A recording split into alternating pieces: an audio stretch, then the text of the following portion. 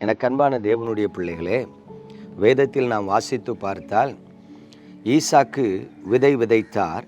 கர்த்தர் அவரை ஆசீர்வதித்ததினால் 100 மடங்கு பலனை பெற்றான் என்று நாம் பார்க்கிறோம்.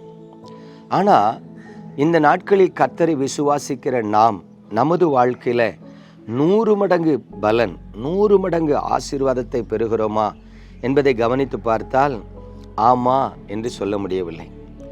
ஒருவேளை 10 பங்கு ஆசீர்வாதம் கூட கிடைக்கல பிரதர் அப்படின்னு சொல்கிற விசுவாசிகளையே நான் பார்த்துருக்கிறேன். இதற்கு காரணம் என்ன? அப்போ எல்லாருக்கும் 100 மடங்கு ஆசீர்வாதம் கிடைக்காதான்னா ஆண்டவர் அதை குறித்தும் வேதத்தில் மிக தெளிவாக சொல்லியிருக்கிறார். பாருங்க, மத்தேயு சுவிசேஷம் 19ஆம் அதிகாரம் 29ஆம் வசனத்தை பாருங்க. என் நாமத்து நிமித்தம் வீட்டையாவது, சகோதரரையாவது, சகோதரிகளையாவது, தகப்பனையாவது, தாயையாவது, மனைவியையாவது, பிள்ளைகளையாவது, நிலங்களையாவது விட்டவன் எவனோ அவன் 100 அடைந்து நித்திய ஜீவனையும் சுதந்தரித்து கொள்ளுவான். கவனிங்க, இந்த பூமியில் வாழ்ந்து கொண்டிருக்கும் பொழுது கர்த்தருடைய பரிசுத்த நாமத்து நிமித்தம் சிலர் என்ன பண்ணுறாங்க? தங்களை அன்னகர்கள் ஆக்கி கொள்ளுகிறாங்க. எனக்கு கல்யாணம், குடும்பம், குட்டி வேண்டாம், நான் என் வாழ்க்கையை கர்த்தருக்குன்னு அர்ப்பணிக்கிறேன் அப்படின்னு அர்ப்பணிக்கிறவங்க இருக்கிறாங்க. சிலருக்கு திருமணமாகி மனைவி பிள்ளைகள் இருந்தாலும் கர்த்தருடைய ராஜ்யத்துக்கு தான் முக்கிய பணி கொடுப்பாங்க. குடும்பத்தை நடத்துவாங்க, கைவிட மாட்டாங்க, குடும்பத்துக்கு செய்ய வேண்டிய கடமையை செய்வாங்க. ஆனால் அவர்கள் எண்ணங்கள், வாஞ்சைகள், செயல்கள் எல்லாம் ஊழியம், ஆத்துமாதாயம், ஜெபம், பரிசுத்தம் இப்படியே இருக்கும். இப்போ கவனித்து பார்த்தா சிலர் சொல்லுவாங்க, இவனுக்கெல்லாம் எதுக்கியா மனைவி பிள்ளைகள்? மனைவி பிள்ளைகள்கிட்ட உட்காந்து ஒரு அரை மணி நேரம் பேசுகிறானா? பிள்ளைகளை எங்கேயாவது வருஷத்துக்கு ஒருக்கா டூர் கூட்டிகிட்டு போகிறானா அப்படின்னு சில குடும்பத்தில் சொல்கிறத நான் பார்த்துருக்கிறேன். பிரியமான தேவனுடைய பிள்ளைகளை நல்லா கவனிங்க. சிலருடைய இருதயத்தை கர்த்தர் எப்படி பக்குவப்படுத்துகிறார்னா, காலையும் மாலையும் தேவனை ஆராதிக்கிறதுல பக்குவப்படுத்துகிறார். வேதாகமத்தில் பழைய ஏற்பாட்டு காலத்தில் பாருங்கள், கர்த்தருடைய ஆலயத்தில் ஆசாரிய பணி செய்கிறவங்க ஒரு குறிப்பிட்ட காலம் குடும்பத்தை விட்டு பிரிஞ்சு தான் கர்த்தருடைய ஆலயத்தில் போய் தங்கியிருந்து அவர்கள் நியமங்களை முடிக்கிற வரைக்கும் ஆலயத்தை விட்டு வீட்டுக்கு வர மாட்டான் ஆசாரியர்கள். அவர்களுக்குன்னு 1 மாதம் 2 மாதம் அப்படின்னு குறித்து அந்த மாதம் அந்த ஆசாரிய ஊழியத்தை நிறைவேற்றி முடித்த பிறகு தான் வீட்டுக்கு வராங்க. இதை நீங்கள் சகரியா எலிசபெத் அவர்கள் வாழ்க்கையில் பார்க்கலாம். அப்போ கவனித்து பாருங்கள்.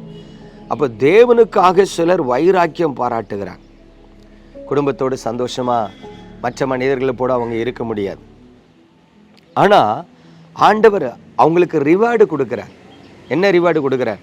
இந்த பூமியில் வாழும் பொழுது என் நாமத்து நிமித்தம் எனக்காக வீட்டையோ, நிலங்களையோ, மனைவிகளையோ, பிள்ளைகளையோ நீ விட்டிருப்பாய்னா, இழந்திருப்பாய்னா, நீ மறுஜென்ம காலத்தில், அதாவது பரலோக ராஜ்யத்தில் நீ 100 மடங்கு பலனை பெறுவாய்.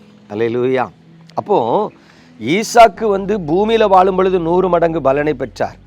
வேதம் அப்படி சொல்லுது.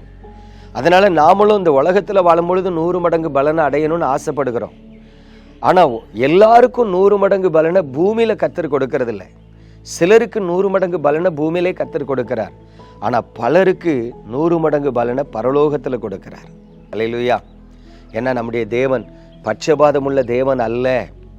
ஆகவே நீங்கள் சோர்ந்து போகாமல் கர்த்தரை பின்பற்றுங்க, சோர்ந்து போகாமல் ஜெபம் பண்ணுங்க, சோர்ந்து போகாமல் உங்கள் ஊழியத்தை நிறைவேற்றுங்க, சோர்ந்து போகாமல் கர்த்தர் உங்களுக்கு கொடுத்திருக்கிற கடமையை செய்து முடிங்க.